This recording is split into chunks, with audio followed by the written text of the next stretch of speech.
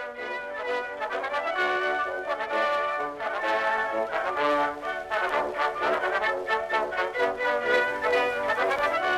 I'm Jerry Rosenbluth. I taught here before. I've taught at the College of Staten Island. I've also taught the Civil War, partly the Civil War and other topics as well.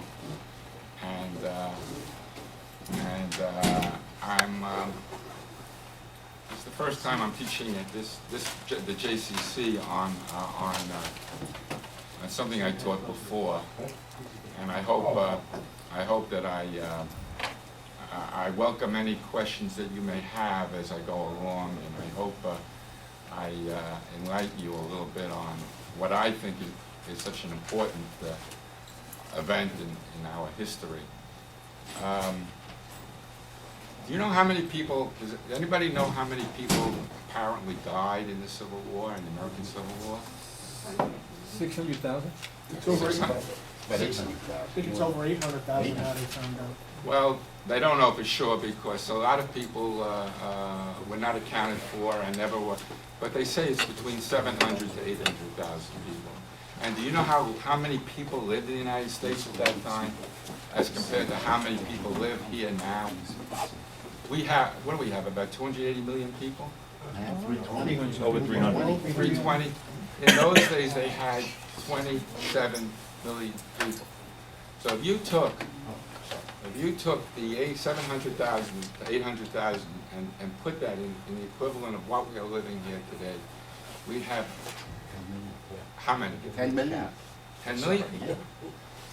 And yet, you know, this class is going to be basically devoted to the first year, to the causes of the Civil War, and to the first year of the Civil War. And you know, in America, in the United States, we have a presidential election every 4 years, and they did have one in 1860. And I just told you 700 to 800,000 people died between 1861 and 1865. In those 4 years, from April 1861 to April 1865, 4 years. 4 years, 700. That was about the time of the election of 1860. And yet, if you look at the election of 1860 in November of 1860, the presidents, the people that were running for president, were not talking about a civil war. They were not talking about casualties. They were not talking about what would happen if something should occur. And there was always the implication that something would turn out all right. Right? There was no fear that we would go on to a terrible break in the country. In 1860, the war, because people have a tendency not to think the worst, that things are going to be bad. In our history, people have that tendency to think that things will be good, things will be okay. Well, that same thing happened. Abraham Lincoln was running for president. It was never a statement, Mr. Lincoln, what would you do if the South went out? He didn't answer that question. He didn't believe it would happen, and if he did believe it would happen, he said, I'll take it. The question wasn't asked of him in a situation where he had to answer it. No one really expected anything to happen. Everybody expected that the South and the North would get back together again, even though the South had gone out by, under James Buchanan's administration, 7 states that left the Union, the Deep South. Lincoln just worked on the assumption that he would get those states back, and when he was running for president. And the man that was running against him, John Breckinridge, and the other man, Stephen Douglas, and the other, they all believed that things would be mended, that this was one country, and it would remain, and we would get back our country. That the division wasn't really a division. That was basically a bluff by the South, and the South would come back. but there were, and the people in 1860 were not looking at it that way. They weren't looking at a rift. They weren't looking at, there was nothing, Lincoln basically stayed home while during the campaign and said, you know where I stand, don't ask me any more questions. And that, in 1860, people didn't run around campaigning. They basically stayed, and the only one that was campaigning was Stephen Douglas. And he himself, who was basically a person that supported the South more than Lincoln did, said that the South will come back. And that, but that if the South should leave, we should make sure we get rid of the traitors that took the people out of the country. Now, what in your minds, was this war fought over slavery? No. Yeah. Depends on what point in time. Well, I have to say, in my opinion, it's a yes or no answer. The war was basically, if it wasn't for slavery, there would have been no war. The war, as far as the North was concerned, the war was not over slavery. The war was not over slavery as far as the North was concerned. I like to think when you go into a store and you buy a candy bar, the guy who's selling you the candy bar knows you're going to give him $1 for the candy bar. And you take out your dollar and you know you're giving him $1 for the candy bar. There's a meeting of the minds, a contract, an understanding. Our whole civilization is based on a meeting of the minds. You do something for me, I do something for you. We understand. It's an implicit understanding of what we're doing. The North and the South did not have a meeting of the minds.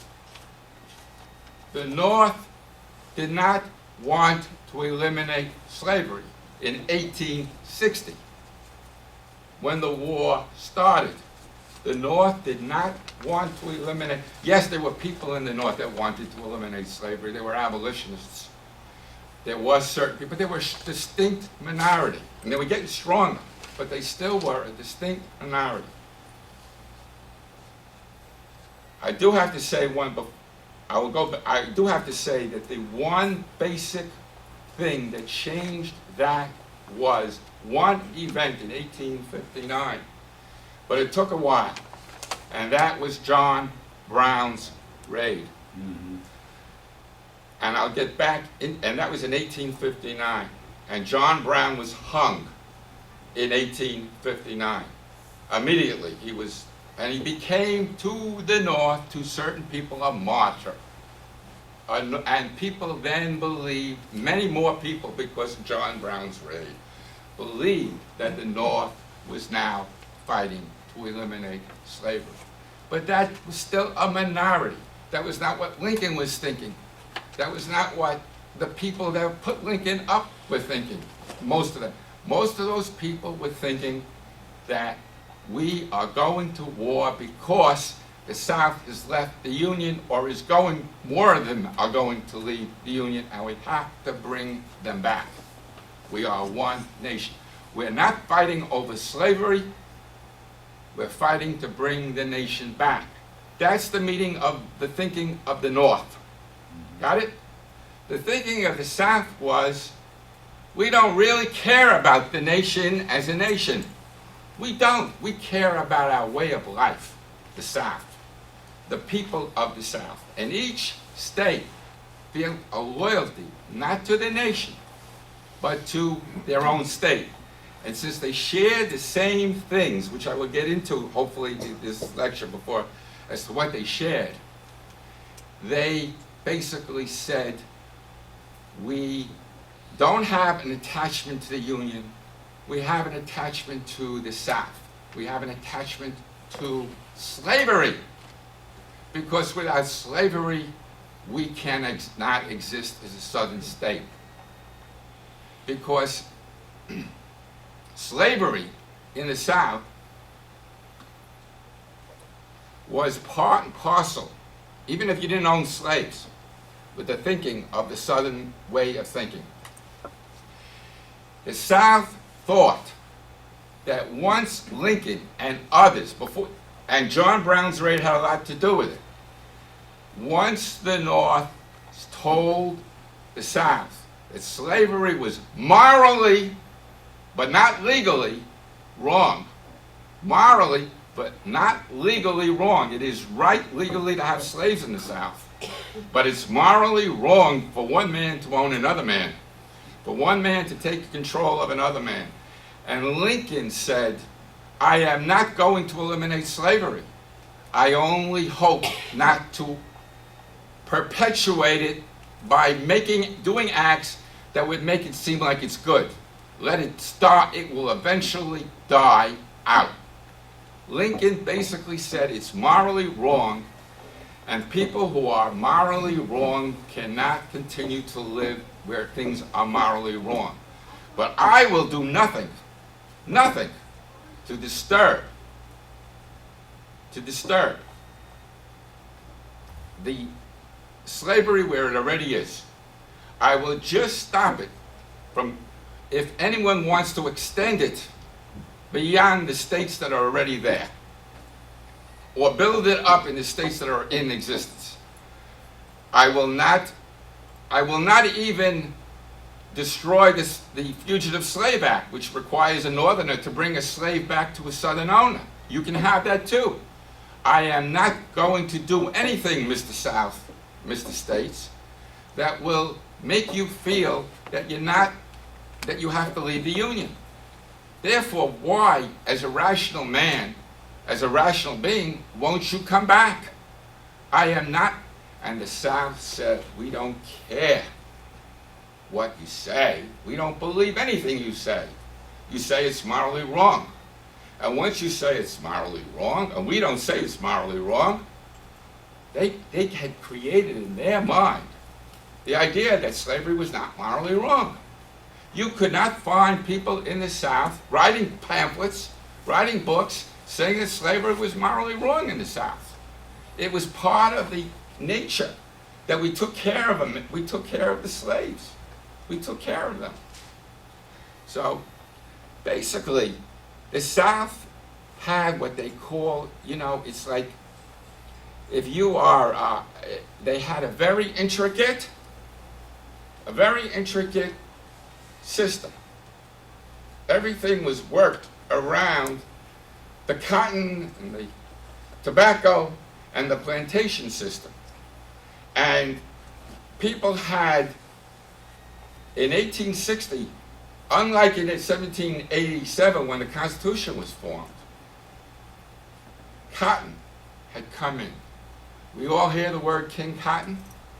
King Cotton. And it was a cruel master to the South's way of thinking as well as the North's. Because what happened was, with the invention of the cotton gin, 200 years after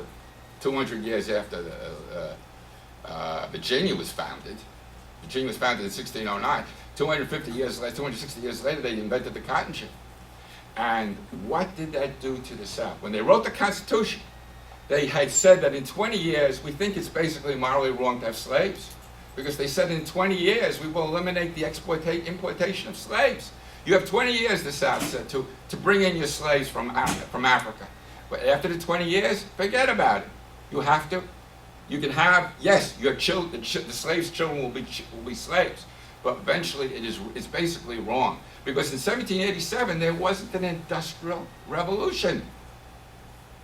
What changed between 1787 and 1860, this is so important to me, was the dependence on foreign trade. Where was, with the convention of the cotton gin, who was making all the money down south? It wasn't the tobacco farmer or the corn man making corn. It was the cotton planter. The cotton planter, and the cotton wasn't being made and produced in Alabama and put in Alabama on one of those roads that couldn't get you anywhere to another Alabamian town. It was put on a ship and sent away out to England, because England was part of the Industrial Revolution. England had its Manchester, it had Liverpool, it had its factories already. And what did they do with that cotton? They put it into clothes and they shipped it to India. They shipped it to Africa. They shipped it worldwide. England was creating a profit for the Deep South, and the Deep South decided, forget about letting us be self-reliant. We don't have to be self-reliant. We don't have to make our own shoes. We don't have to make our own space. Just put it into cotton.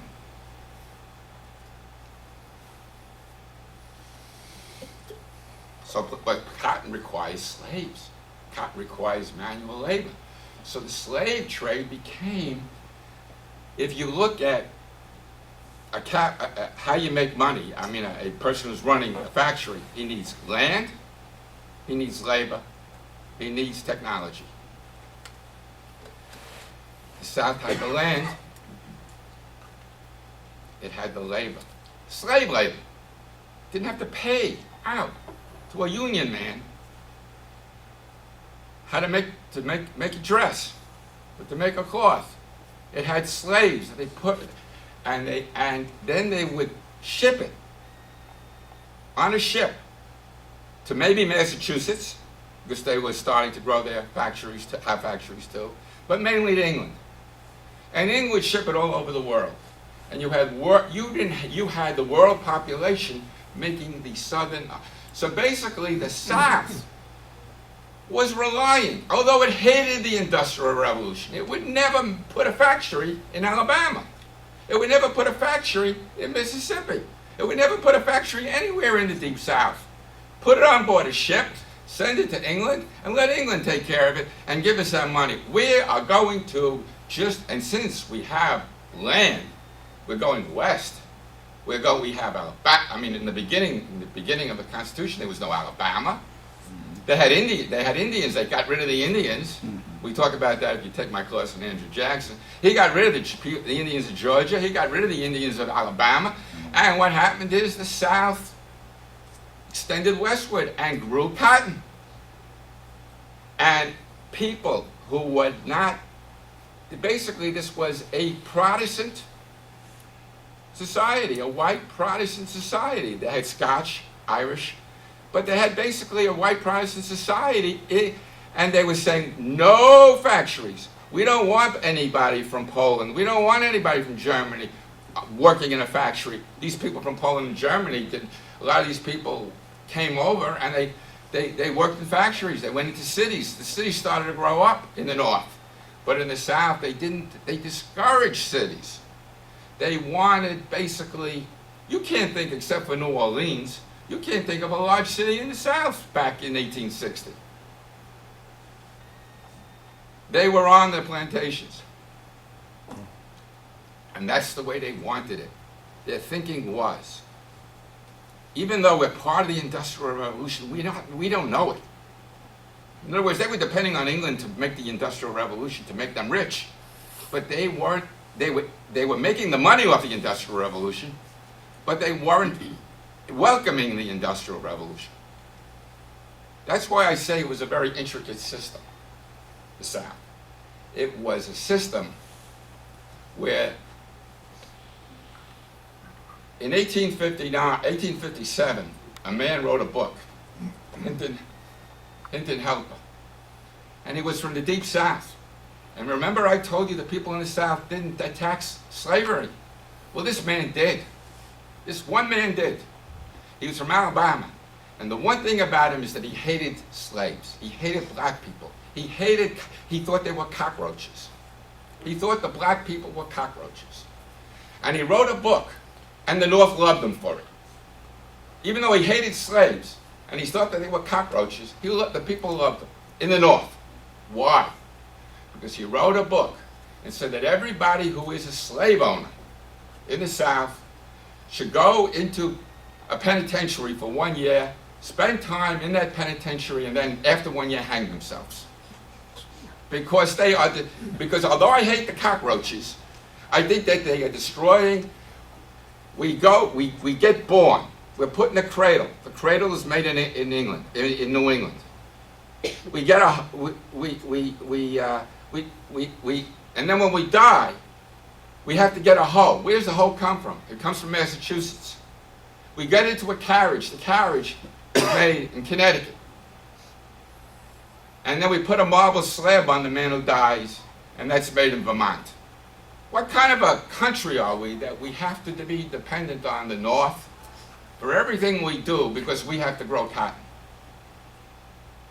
And basically he said that the whites of the South, he basically said that there should be a destruction of the slave, of the slave trade. Now in 1857, that didn't go over very well. That book was more hated than Uncle Tom's Cabin, which was written a few years before that. It was the most hated book, but nobody really knew about it. Nobody really knew about it because no one was spreading the word. But finally, what happened is, in 1859, somebody got hold of the book up north, Frank Blair, who was head of the Republican Party, and he says, this book is great for the Republican, because the Republican Party was being just about formed then as an attack on slavery. Basically, it was a party that was based on attacking on the northern, not just slavery, but the northern interests. They didn't advocate that there should be a breakup of the Union. They wanted one country, but they started to spread the word. Read this book. Read this book. And so nobody read the book. Because people, I'm talking about the politicians. Maybe it sold about 5,000-6,000 copies. But what happened was that Frank Blair, who was trying to told everybody in the state legislature, in the U.S. Congress, who was a Republican, to read the book and to support it. So almost everybody, there were about 89, there were 105 Republicans, and 89 of them claimed they read the book. They probably did. They read a compendium of the book. And they signed their name that Hinton Helper's statement about that slavery is bad for the white person and should stop, that everybody should support that. Well, what happened was, in those days, there were about 109 Republicans and 108 Democrats. They were split 50-50 in the House. So somebody got up in the House from Missouri, a guy by the name of Clark, and it said, now John Brown's raid had not yet happened. Had not yet happened, it was about to happen. But this book basically said that there should be insurrections if necessary. Insurrections if necessary. And now, in 1859, December 1859, when the House got together, the Republicans in the House basically signed, 80 or so of them, about 80% of them, or 85% of them said they read the book. The people from the Democratic Party got up, this is how split there was, the country, and said anyone who reads this book should not be elected Speaker of the House. Now, they had 109 Republicans and 108 Democrats. So you would expect a Republican to squeak by and get the nomination. Well, they put this guy up, John Sherman, who claimed he read the book. They put in about 25 people. And from December 5th, when Congress went into session after this guy Clark made that nobody should read this book, should be elected head of the House. That was the first order of business when they came to the House, to elect a Speaker. Because there were 109, 108. They expected John Sherman, to become the Speaker. He had read the book.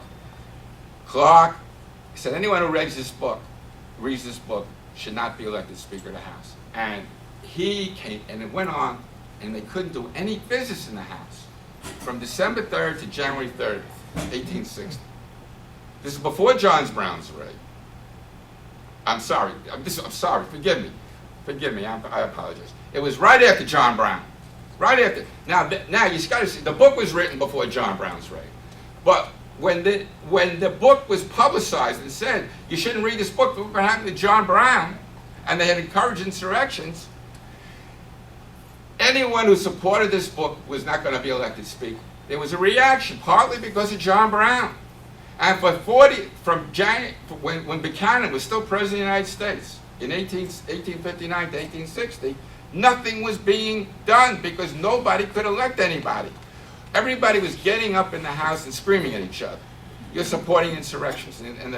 We're not supporting insurrections. I really don't. I disown signing my name. I disown signing that. I didn't know what I was signing. Finally, they got somebody who was a Whig, one of the one remnant Whigs, to become Speaker of the House, Pennington from New Jersey.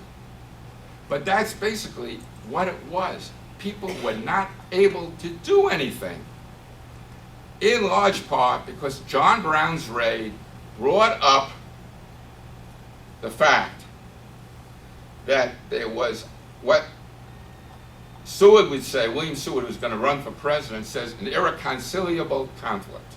A conflict that can't, and the people of the South were not talking, the people of the South were in the House, in the Congress, were not talking to each other. They were just letting off steam. They weren't communicating. They weren't being able to get anything done. It was a stalemate Congress and Buchanan, who was president of the United States, didn't lead anybody. He let it just drift. But basically, what I'm trying to say is that the Congress was falling apart. That's the country. Lincoln was not, when he was running for president, Lincoln was basically saying, we have to be one country. He had a patriotic sense of destiny from the east to the west, and the country was moving west. And almost everybody in power, including Jefferson Davis, who was still in the Congress, still in the Senate, was basically a person who believed in the country. But things had changed in part because of this cotton. The leading contender for president of the United States was a Democrat. He would have had the whole Southern vote if he basically supported democratic principles. But he wouldn't have won it. He needed some northern votes, and some states to go along with. If you had the entire South vote one way, and the North voted another way, the North would win. There was more people living in the North than there were in the South. But it was basically a very close situation.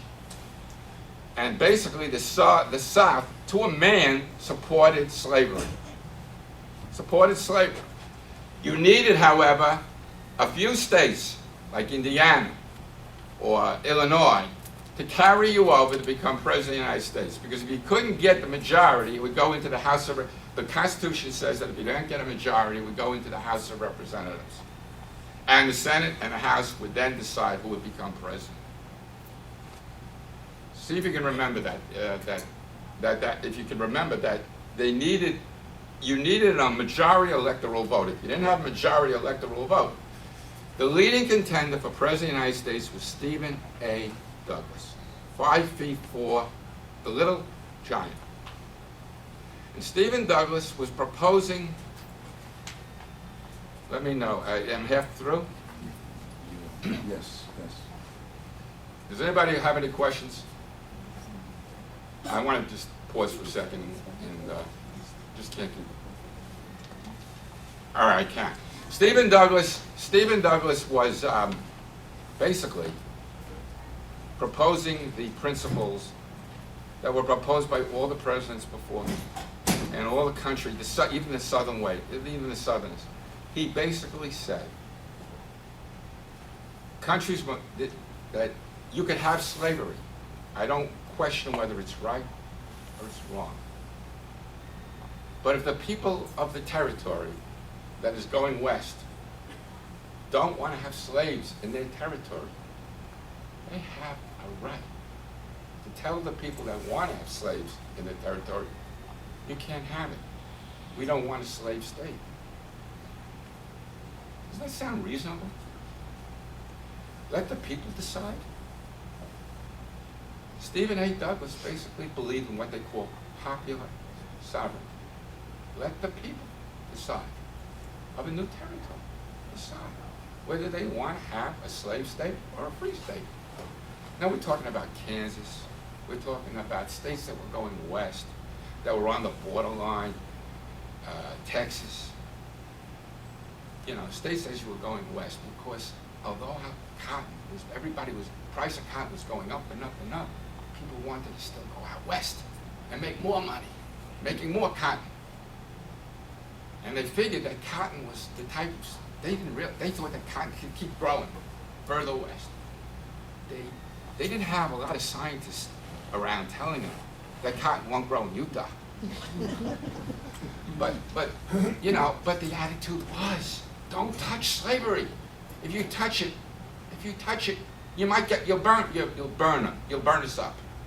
In other words, I told you it was an intricate institution, but they deep down knew, the South knew, that it was a very fragile institution as well as an intricate institution. Very fragile. And if you touch it a little too hard, the whole thing will come tumbling down. If you touch insurrections and tell the slave to revolt, the whole thing will be coming down. If you start educating blacks with laws, they were saying blacks can't read. We don't want them to read. And there were laws passed in the 1850s, because if they started to read, the whole thing might be tumbling down. So basically, the South wanted everything to stand still. Don't touch it. We're making money on cotton. We're making money on cotton. Don't touch it. We don't want factories, because if you put factories in, you might put laborers in who will then say, why are you having slaves? And a house slave, don't have factories for that reason. It's a very fragile institution. And when Lincoln says it's morally wrong, very fragile. This with John Brown's raid made people say to themselves, we want the present. We don't want change. Don't change anything, because it'll come tumbling down.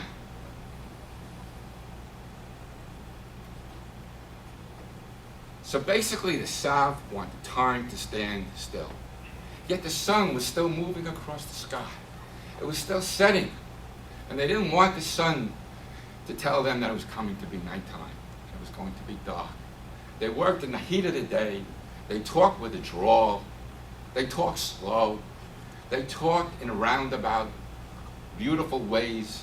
I hope I have too many deep Southerners here. I think I'm not making too many friends.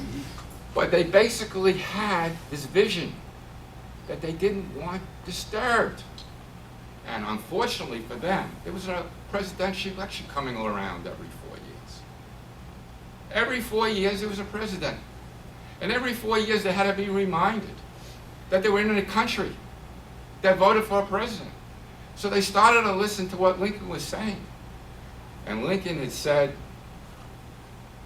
he hadn't said irreconcilable conflict like Seward had, but he was in the same party. He basically said, a house divided against itself cannot stand. And you know what? The South took him literally. The South took him literally. Lincoln was saying a house divided against itself cannot stand for the simple reason that eventually the South will eliminate slavery because it's morally wrong. But the South took him saying the house divided against itself cannot stand. Yeah, we're getting out. You said it. We're doing it. And the Lincoln basically said, I didn't mean it that way. Right. So basically, what was Douglas's position? He wasn't saying that slavery was morally wrong. He wanted the Southern vote. Excuse me, can you keep it down a little bit, please? He wanted the Southern vote. He also was a man of principle, believe it or not. He was in the middle of the eye of the storm. He had created the Kansas-Nebraska Act, which basically said popular sovereignty. The people of Kansas and Nebraska should decide whether or not. But because of John Brown's raid,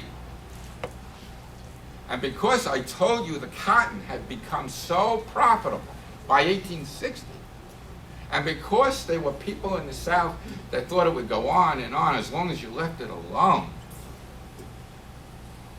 but there was this presidential election. Stephen Douglas said one thing that bothered them that wouldn't have bothered them 5 years earlier, 6 years earlier.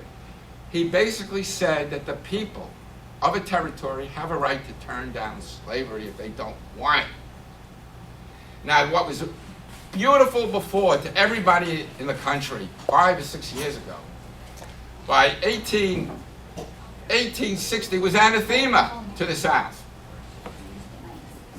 Because most of the people who were going into the territory were not Southerners.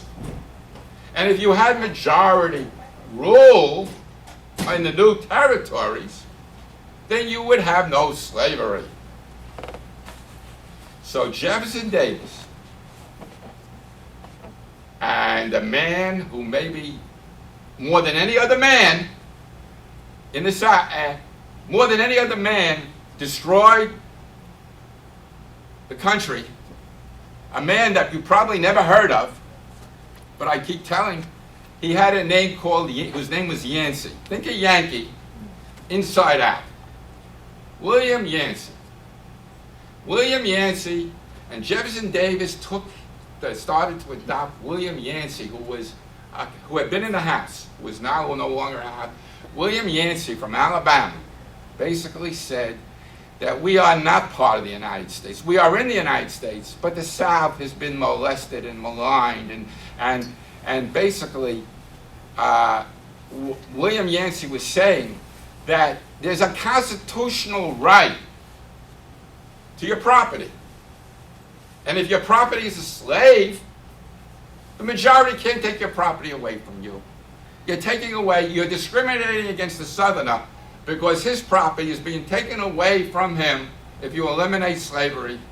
You're not discriminating against the North. They don't have their property taken away, but you want to. If you take popular sovereignty and tell a man who's come in with his slaves that he should get rid of his slaves because the majority has said you can't have slaves, you're discriminating against him on his property. A constitutional right. Since slaves are not people, since slaves are not, they are property. And you're taking away my property if you take away my slave. If you liberate a slave, you're taking away my property. And believe it or not, that was William Yancey's thinking. He really believed it. The thing about William Yancey that makes him such a historical figure is that he was a terrific speaker, but he was not a firebrand. Yet he was called the king of the firebrands. The king because he was able to lead Jefferson Davis, and other Southern senators into believing that to remain in the Union and have majority rule take away your slaves is not kosher, is not right. You have to have a constitutional right to extend your slavery into territories and keep your slaves.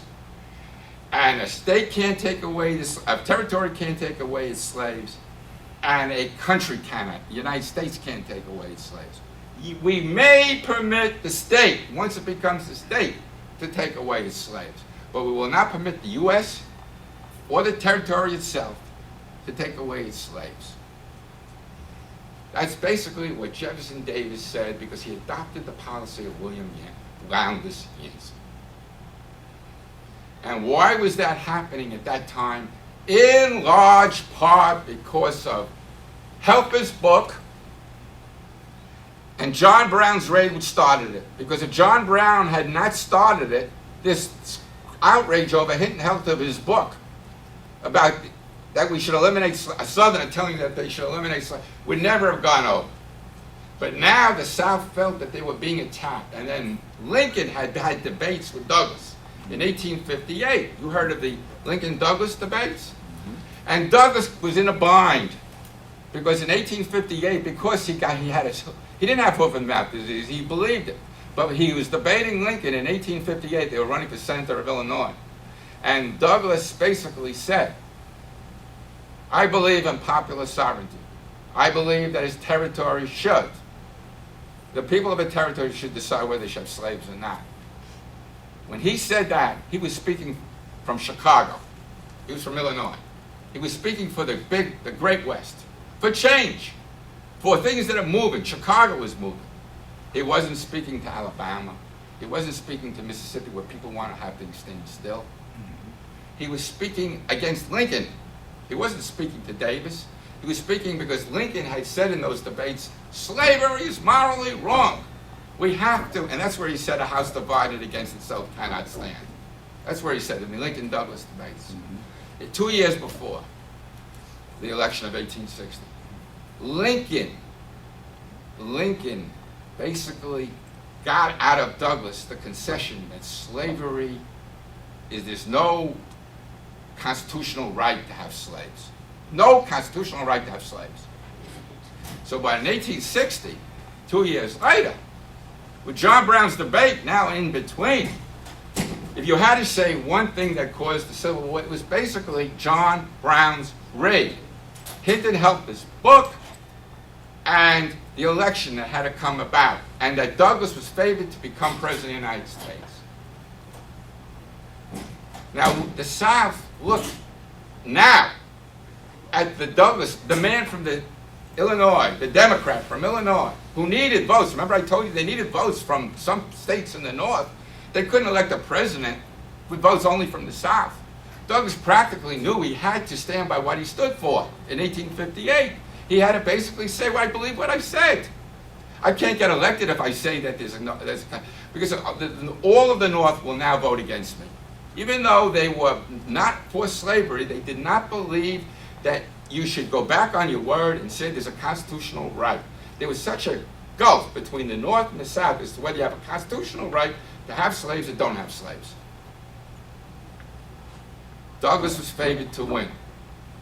All he needed was the South behind him, to stay behind him. William Lowndes Yancey spoke for Alabama. He spoke for South Carolina. And he basically spoke for six other states, Louisiana, Florida, Mississippi, Georgia. But they all basically let him alone speak the words for them. That basically we have a constitutional right. And Yancey, behind the scenes, not openly to anybody that knew it, came out later, said, I would rather have Lincoln become President of the United States and that because I want us to lose the election. I want us, and these were Democrats coming to Charleston, South Carolina to nominate a president. And he was speaking for Alabama, Louisiana, Florida. The people that were running, putting up a nomination for President of the United States to run against the Republican. It wasn't yet Lincoln. First of all, the Republican hadn't yet been nominated. We want to but a Democrat was favored to win. We want to pick a president that gives us a constitutional right to own slaves. It can't be Douglas, because Douglas will not disown his own words, even though he's favored. So what Yancey basically got an agreement with 6 states, Alabama, Louisiana. Not even the people of Alabama and Louisiana knew about it. That if Douglas was nominated, they would walk out of the convention and nominate a candidate from the South that stood for the constitutional right to own slaves. So that Douglas could not become elected President of the United States if he didn't have the Democratic vote. Believe me, in the North, Douglas was not going to get the votes of, he was going to get some votes, he was going to get border states, but whoever the Republican candidate was, unless he was a complete, they didn't know who it was going to be. But the odds was Seward, William Seward at that time. They all said Seward's going to become President of the United States if Douglas doesn't get the nomination. So everybody, if the South walked out of that convention in Charleston, South Carolina to nominate a president on a Democratic ticket, if that person was Stephen Douglas or anyone that believed like Stephen Douglas, they were going to walk out of the convention and assure that the Republican candidate would win the election. And that would be a Christmas in Charleston. That would be beautiful New Year's Day in Charleston. Because for 20 Years, William Lowndes Yancey William Lowndes Yancey had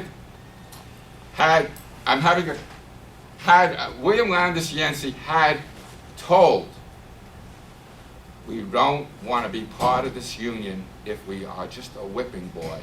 We'd rather have our own country, the South. Now, a lot of people supported Yancey. But they also supported Douglas. They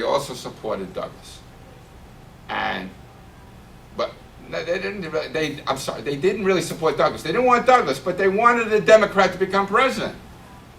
But they said to themselves, if we get rid of Douglas, we'll get the Democrats will elect somebody more presentable to us, and then we'll support him. And though we're walking out and we don't want to dissolve from the union, we'll come back, because remember, you got to have an electoral majority. So if the Democrats and Republicans split, and you don't get an and you get a third candidate, and the majority doesn't have the electoral votes, it'll go into the House, and we'll be able to still have a Democratic president who believes in the constitutional right to have slaves. So a lot of people supported Yancey, not because they wanted to separate from the Union, they wanted to stay in the Union, but they figured that there was a bargaining chip that they would be able to use to get a third candidate, a compromise candidate, to come in when it was split, when it went into the House of Representatives. Does everybody understand what I'm saying? Any questions? So, what did Lincoln believe? What did Seward believe? What did Davis believe? I told you what Douglas believed. These were the people that were most likely running for president. Lincoln believed slavery was morally wrong. He also believed that he will not eliminate slavery by anything he does. He will just leave it alone. But it should not have any more rights than it has had before. It will die its natural death. But he got up in the Lincoln-Douglas debates, and he got up in the Cooper Union speech in February 1860, right after they elected Pennington as the head of the House. Abe Lincoln went to Cooper Union in New York. He was invited by Republicans. He was a Republican, Lincoln. He lost the election in 1858. He was a lawyer. He was not prominent enough to he was not favored to win the nomination against Seward. Seward was the Republican candidate for president. William Seward was expected to run against Stephen Douglas, and probably Douglas would beat Seward if there was a two-man race. But once, that hadn't yet happened, but there were people in New York that didn't like Seward, who was from New York. He was the governor of New York. William Seward, there were people in New York that invited Lincoln to come to Cooper Union. Now, he had gotten renowned enough to debate Douglas in 1858, and a lot of people knew about the Lincoln-Douglas debates. So they invited Lincoln as like a dark horse to maybe stop Seward, who some of them didn't like. And Lincoln was very uncomfortable in 1860.